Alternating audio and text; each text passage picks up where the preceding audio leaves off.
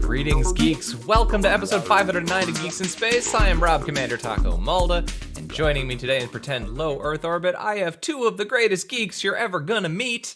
I got a Chris DeBona. Hi, everybody. And I got a Rob Roseboom. And That's the me. window is totally like the wrong shape. Oh, it is? Yeah, Do I that need was to my make bad. it like longer? I fixed it. I'll make it longer.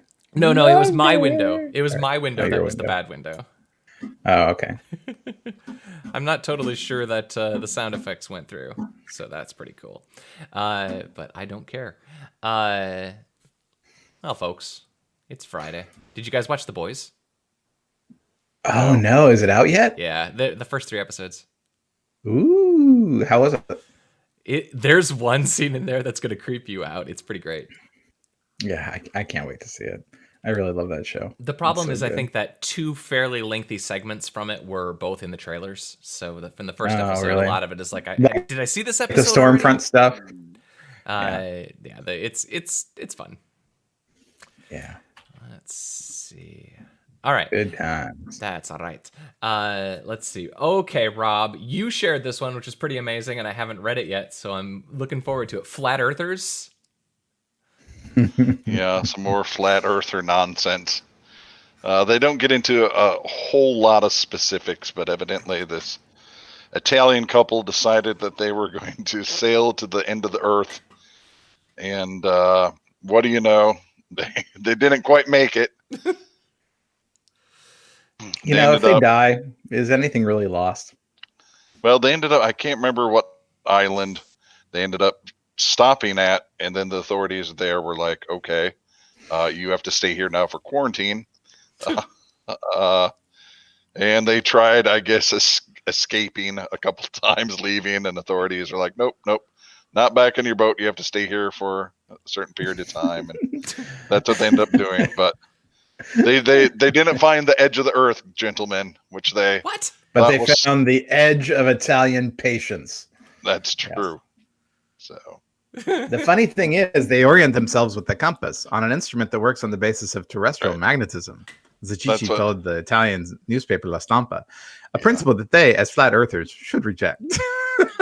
I thought that was a good dig too. The Yep. guy's Yeah, like, that's hey, awesome. you know what's funny? They got here using a compass, which would only work. It turns out you're idiots. Okay, can we finally put a complete tombstone on this word community and stop using it? This story represents yet another setback for the flat earther community, widely mocked for their belief that the earth is in fact and not has been consistently proved round. There's no community. There's just a private Facebook group of idiots and idiots trolling them. It's like an idiot perfect storm. An So- idiot hurricane caused by the concentric movement of wind on the planet. So your proposition is that a community can't be a collection of idiots. No. I'm just saying this I'd word like to community introduce you gets to used a Holland, lot, Michigan. and they usually mean terrible things. Whenever you hear the word community, check your wallet. That's all I'm saying.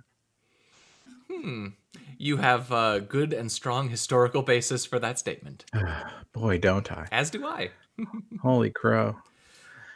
Flat earthers. What a bunch of jerks. Yeah, we hate You them know? because they're confident in their beliefs while we have to live with the uncomfortable, awkward reality that we are not the center of the universe. That's true. I just love their optimism, though. You know, Yeah. I got to give them that, right? Like the leader guy who Do you? you know died not so long ago, when he, every experiment he did, none of it turned out the way he thought it was going to turn out, and each time he's like, well, I know, I launched myself up and it kind of looked like I saw curvature, but Maybe and none not. of my data turned out the way I thought it'd be. But this and this and this, and I'm looking forward to proving that the Earth is flat the next time. Good luck, man. Yeah. I don't know. Like the flat earthers, that's the hardest one of all, I think, for me. Like like with the conspiracy theories, like the not landing on the moon thing or the anti-vax thing, like all of those things, they're far enough away, I guess, that I can understand how you could be stupid enough to believe it. But like the curvature of the Earth thing is like, you could prove that with like a tall stick and taking a walk. In fact, you could talk to a surveyor, right? Yeah. And he can give you all the proof you need. Okay, let's try this. Have you ever stood on the shore and then watched as a sailboat came over the edge of the ocean? Oh no. Confusing. Do you think water is flat? Okay. So anyway, these two morons got in their sailboat to find the edge of the Earth. Didn't find it. Got stuck in quarantine for a couple of weeks. Oops. Whoopsie daisy. Our bad. Whoopsie poopsie. I have no interest in going too deep down the mechanical keyboard story, Chris, but this is actually neat. If you want to click on them and just scroll through some of these. Yeah, you know, I saw this too. I thought it was really sweet in its own way. I mean, I have a huge affinity towards mechanical keyboards in general, and just interesting keyboard designs. And this, it turns out, is the blog of people who make weird keyboards and talk about them. And Look at this resin thing, and it's not even made by E&K. I know. What's that about? Well, I mean, ever since they stole our theme song, we should fight them. We both use the same free one from the same Google. Exact web page of 10 songs that are free. Yeah, exactly. At least I had the decency to crop out the bridge. Is that's a musical term? It's true. So yeah, I mean, there's actually some really pretty and interesting designs in there. Some of them vertical keyboards, like the knot, where they don't like offset the keys, and just there's neat stuff in there. Yeah, there is. I don't care so much about the blog entry or the people talking about it. I'm less interested in that. But as a creative form of self-expression, it gives me joy. I pretty regularly go and browse through random websites that list replacement keycaps. Yeah. Have you ever made your own using one of those kits? I've never done it, and it's one of those things that I always, every now and then, I'm like, I should do that. That'd be fun. The big thing for me is that I really suck at soldering, and a keyboard is essentially, soldering, a couple of joints for every key on your keyboard. If you screw one up, you don't get that key. So it's not really a good habit for me. I will only tell you, you're not going to get better by not doing it. Oh, that's true. I have ruined a number of soldering guns, though. But yeah. Galeron ink black switches. These are not only the smoothest switches that I've encountered thus far, they're also the most comfortable for me. I actually really enjoy there's a subreddit for mechanical keyboards, and the funny running gag is how expensive mechanical keyboards are. And so there's lots of things like there's lots of memes in that about lying to your wife about how much you spend on all of your keyboards, because the people who are into it, they own like 3 or 4 mechanical keyboards, and some of them cost hundreds and hundreds of dollars. I wouldn't know anything about that. What keyboard are you using, Chris? Right now I'm using the K57 multi-homing wireless Corsair keyboard. So this is really handy because you can switch between machines really, really easily just by hitting a button. I like that. And you're controlling that machine. Boop, you're controlling this one. And if you just swap the USB cable, and it just takes a normal micro B in the back here. You can see it right there. You can, and it's got glowy keys. Look, it's moving. Oh, yeah. You know how to party. It's very exciting. I wonder if I have.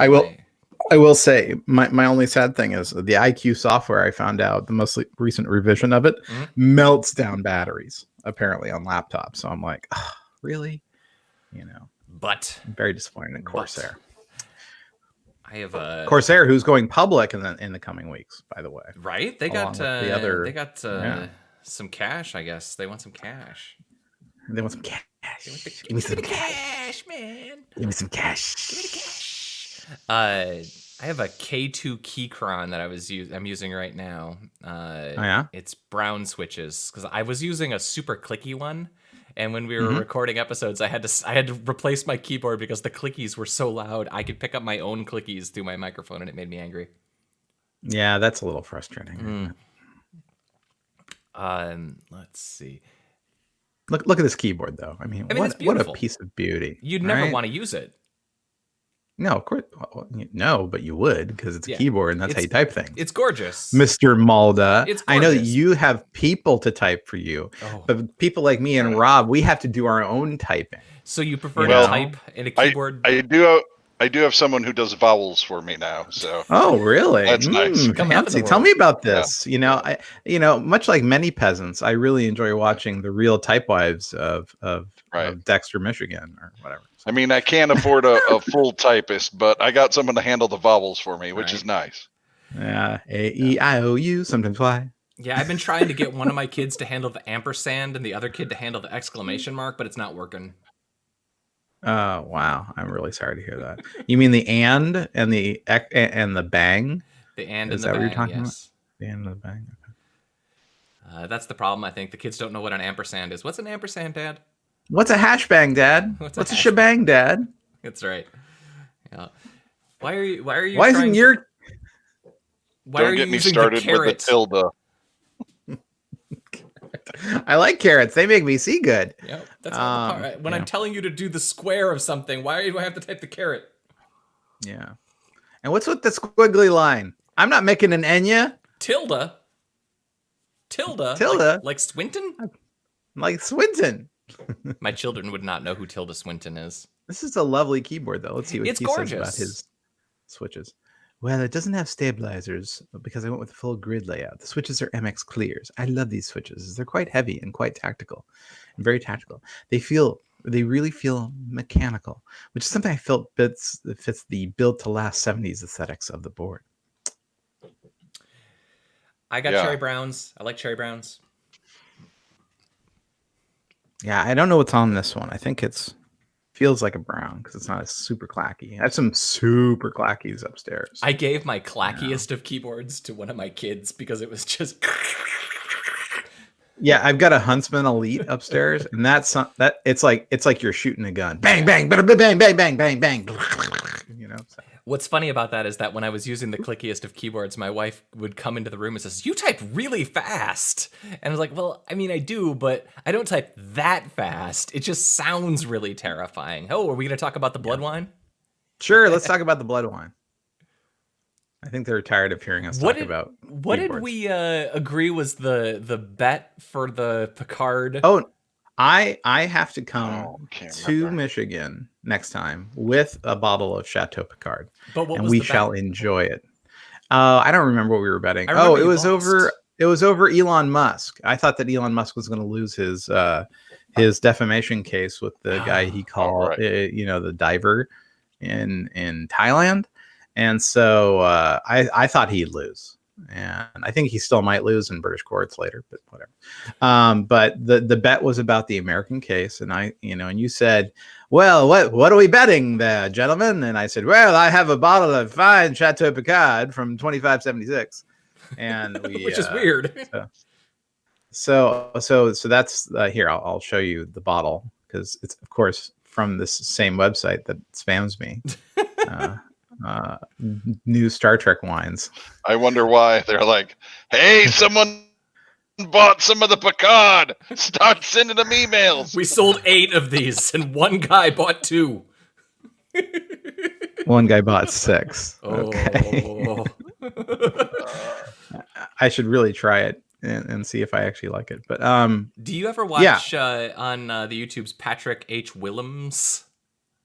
No. He's a movie YouTuber thing, but he did a thing where he subscribed to, I believe it was the Turner Classic Movies Wine Club, and they send you cases of wines paired to the movies that are airing on the Turner Classic Movies channel, and then he marathon drank them and watched all of the movies.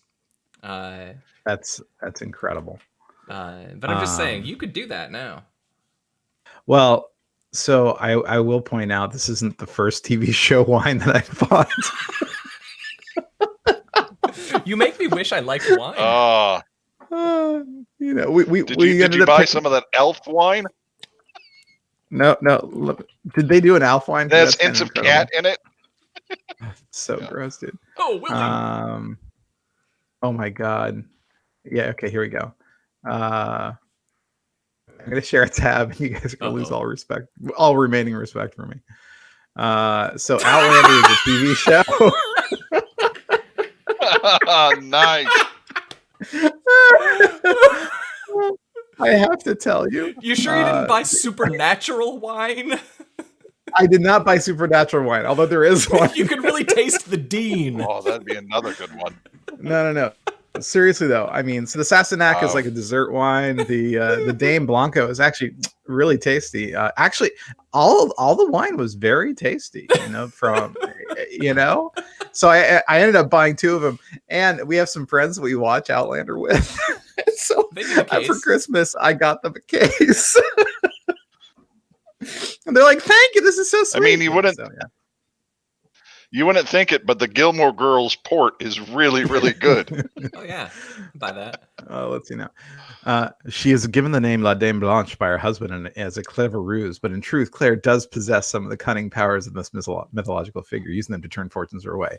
This French Viognier is similarly persuasive in its nature, with a heady floral aroma that leads to peach and apricot flavors on the palate, all lifted by a vein of acidity. Upon first sip, you'll find yourself hopelessly enchanted.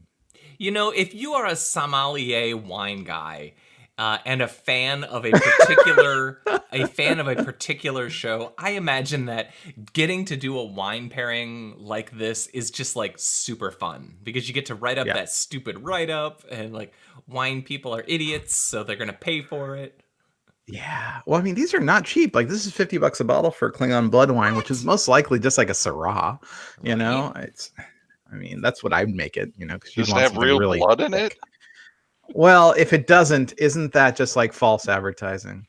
Yeah.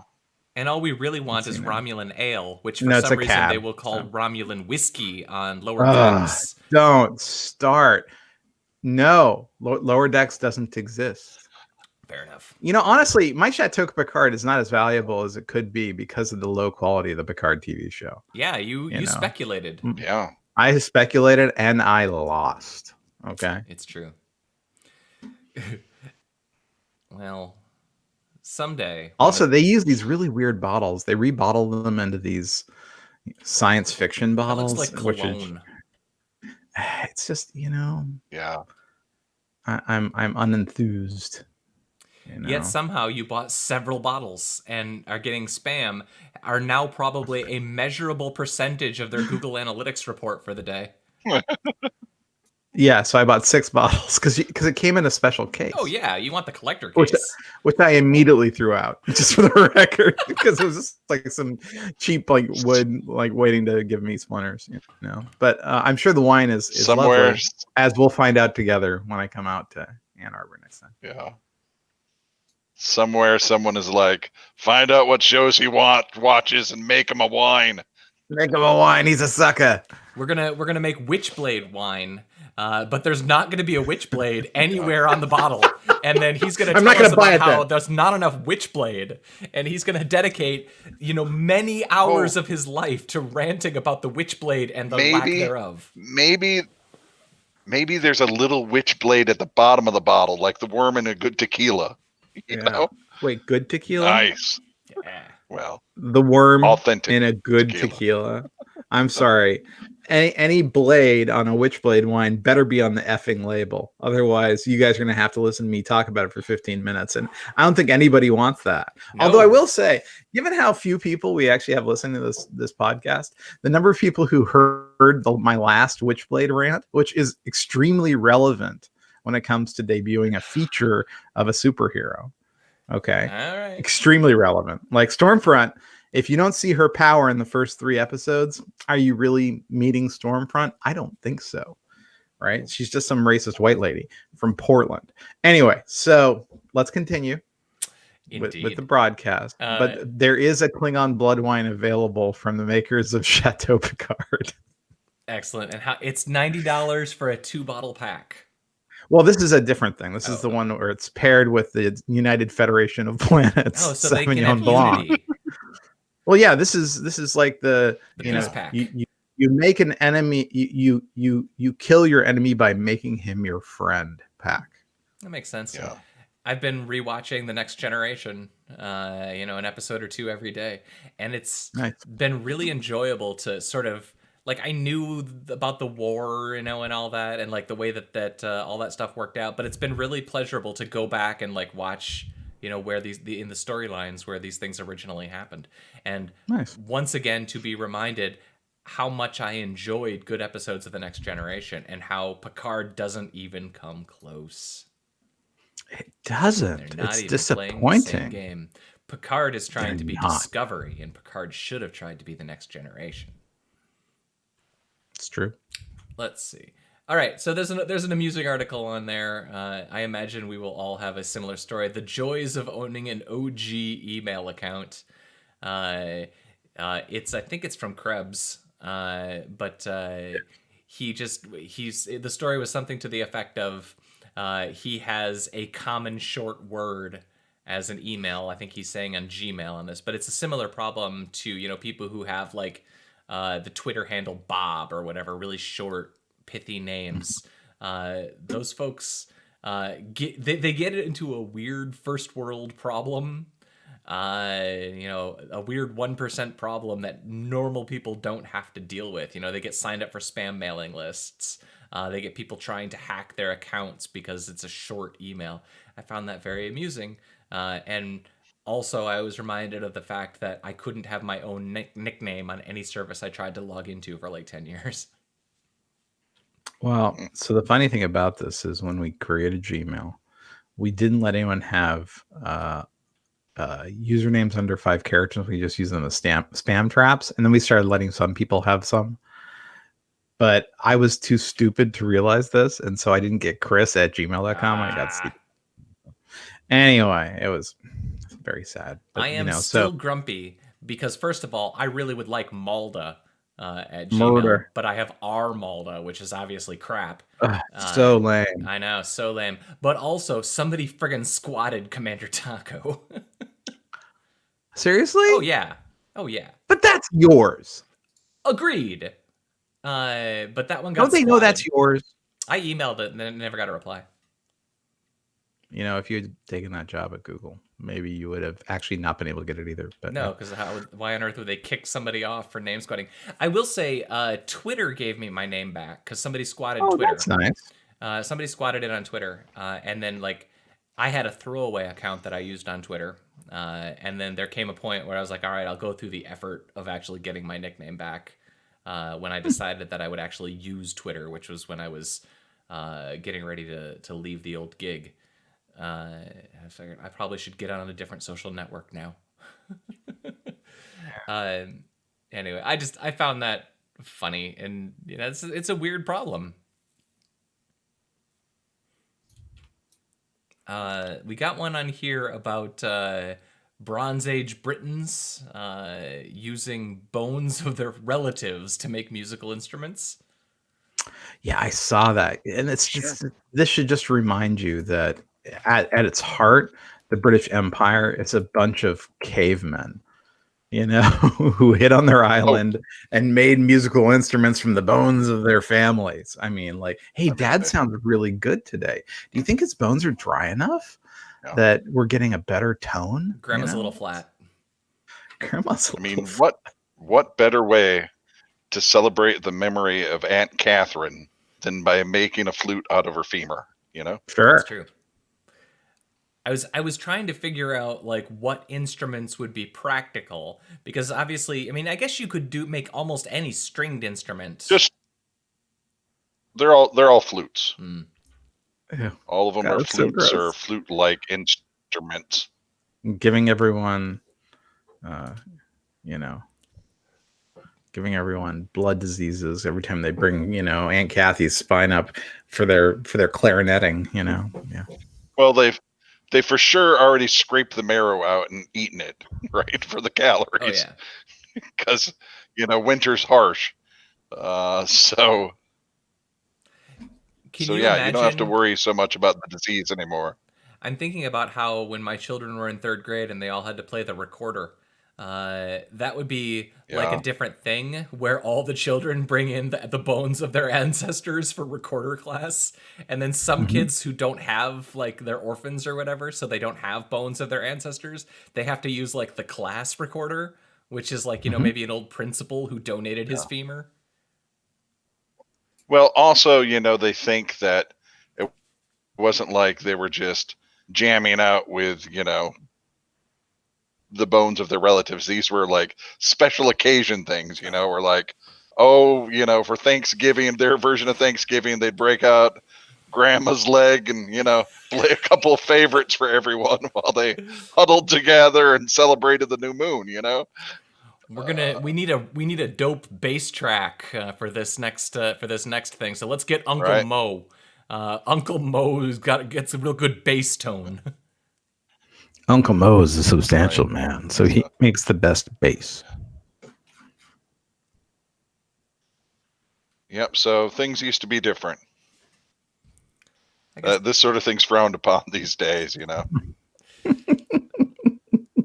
Even making a simple whistle out of, say, your grandfather's thumb bones. I mean, no classic. good. No Classic. good's looked down upon. So So the only other one that I had on the list for today was the Game Boy, a battery-free Game Boy, which is actually kind of neat if you think about it.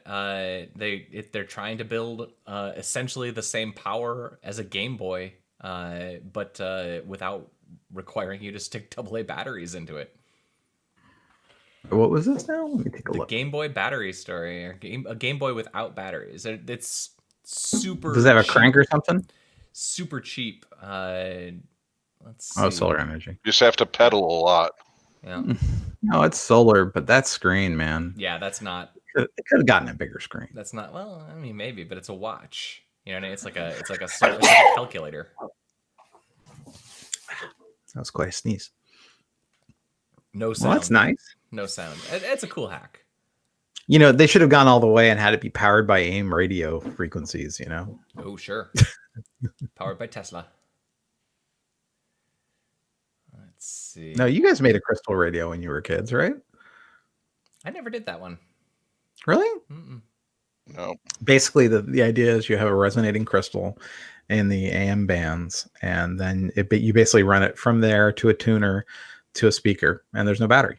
It literally gets all the power from the AM waves. Sure. And it's not loud, and it's not high quality. No, you need but an amplifier, it works. but sure. Yeah, it's really neat.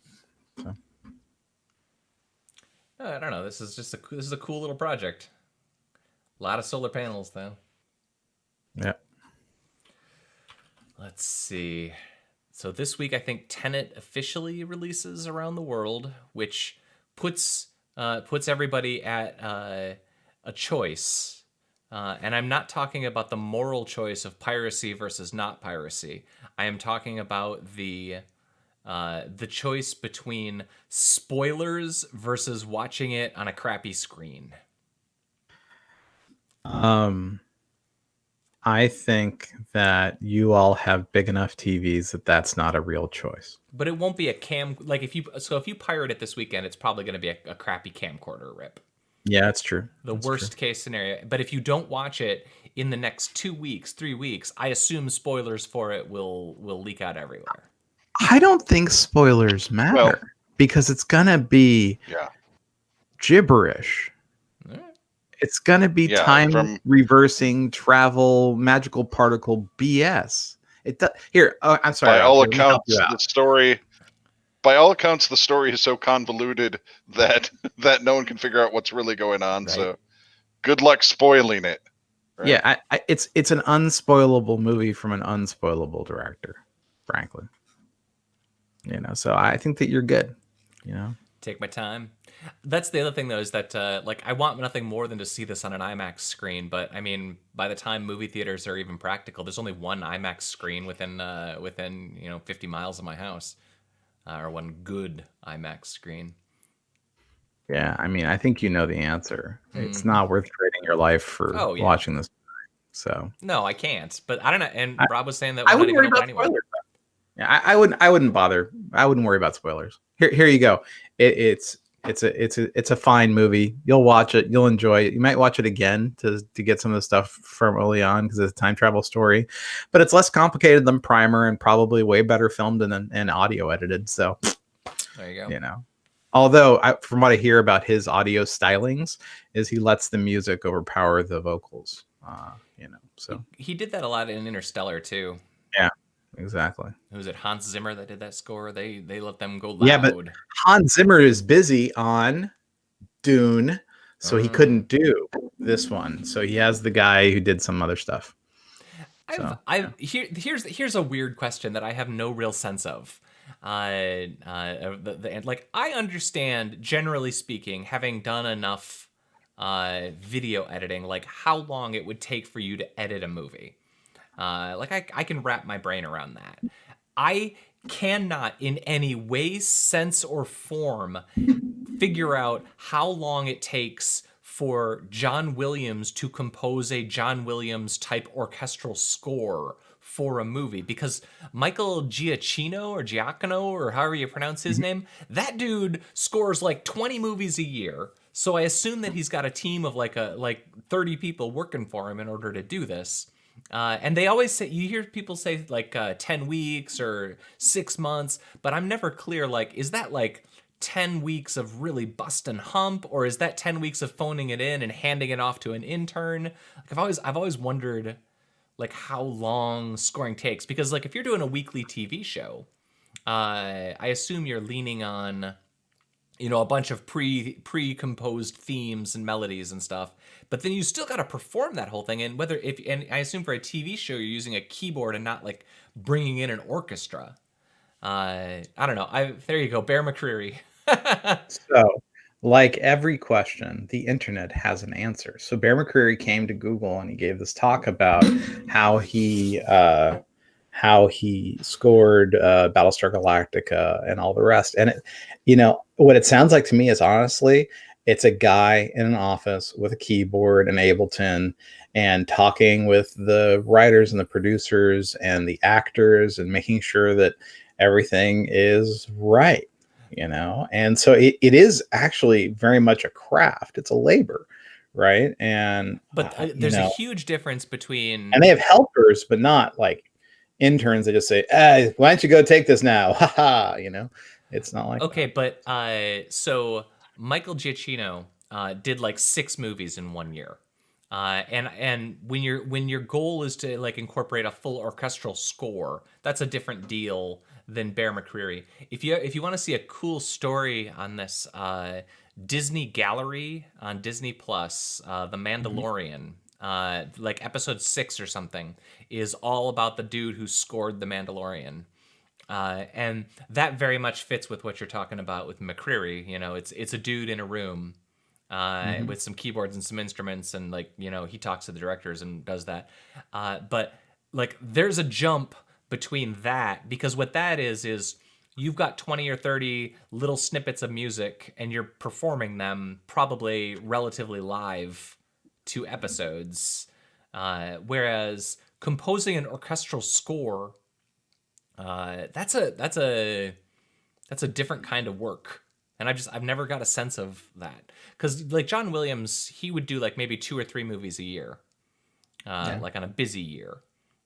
So he's producing, you know, a movie has 45 minutes worth of music, let's say. He's doing a couple hours, 2-3 hours of music a year. Somebody like Bear McCreary is doing multiple shows.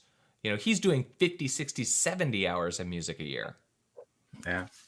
But, you know, you reuse themes. I mean, that's the whole point of it. You're using music to theme, you know, things together and to weave the episodes together, right? So you end up reusing stuff a lot, which is the point of television, right? So. Sure. But that's why I wonder, like, can the orchestra, can a John Williams compose 6 themes? You know, here's the themes for each of my characters, and then hand it to the intern and say, okay, you do it.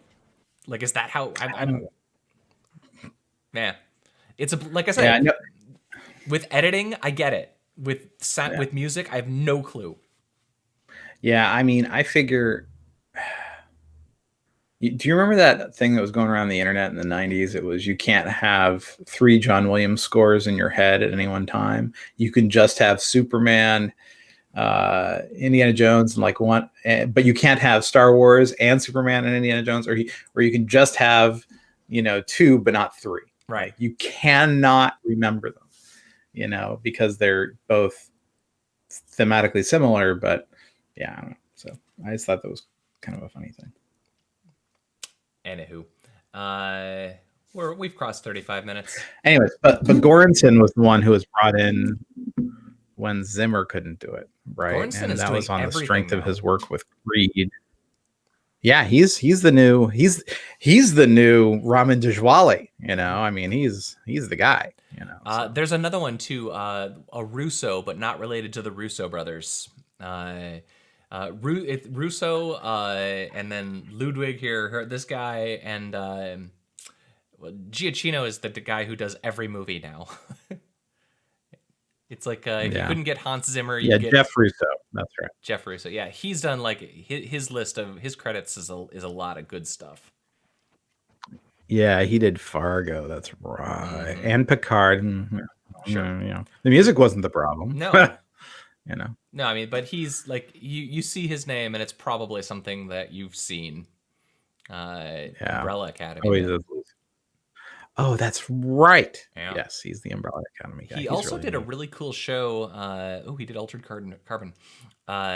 He did a show that had the guy who played J.J. Abrams, or not J.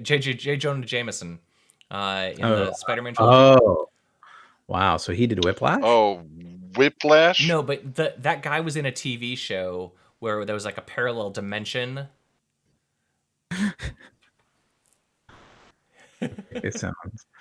Welcome to Geeks in Space. We're going to be IMDbing celebrities. Yeah. J.K. Simmons. There we go. He did, but if you haven't seen, you should watch the first season of this show. That it was like maybe 3 years ago. Let's see if we can find it. I'm just gonna keep scrolling. I can't. You're scrolling faster than the screen. You're scrolling way too fast. We got about 3 frames of that. Invincible? They're doing an Invincible, huh? Must be animated. Yeah, he's voice credited. But he did a show where there was a parallel world. The universe forked somewhere towards the end of the Cold War, and there's an interdimensional portal in Berlin. And as part of the Cold War, people have been sneaking back and forth, and it's very much set up to be like the East and the West. And there's rivalries between our planet and the other planet, or the other dimension. And the first season of this show is really good. And then you don't want to watch any of the second season, except there's one episode like halfway through the second season where they just explain it. Like the first season is all mystery, and then the second season kind of falls apart, but there's one episode in the middle where it's all the backstory that you didn't have in season 1, and then you can just quit. But it's really worth watching. Yeah, I heard about this when it came out, but I never saw it. That's interesting. It's worth it. The first counterpart. Season, the first season, and J.K. Simmons is next level good in it because he's playing. Yeah, he's in everything. Yeah, he plays like the sad version of himself and like the alpha the alpha version and the beta version of himself. It's neat. It's neat to see. Yeah, no, he's a really decent actor. All right, let's say goodbye and go do our things for the day. Yeah. Enough IMDb fun. All right, we say goodbye to Rob Roseboom. Goodbye. We say goodbye to Chris DeBona. Goodbye to Chris DeBona. That's right. All right, it's been episode 509 of Geeks in Space. I'm Rob Commander Taco Mulder. We'll see you guys Monday.